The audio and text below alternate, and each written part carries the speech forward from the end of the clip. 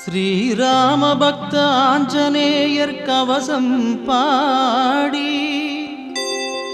அன்போடு துதிப்பவர்க்கு உண்டாகும் நன்மை கோடி.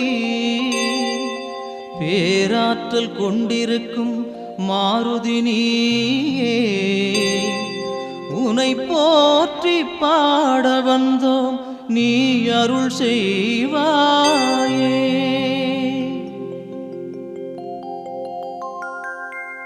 அஞ்சனா தேவியின் அருந்தவமைந்தா, அன்புடையோரை காப்பவன் நீயே, நெஞ்சினில் என்றும் வைத்தே உன்னை, சந்தனத்தாலே பொட்டினை இட்டு சிந்தையில் வந்து நிறைந்தவன் நீயே, காற்றினில் என்றும் கலந்திருப்ப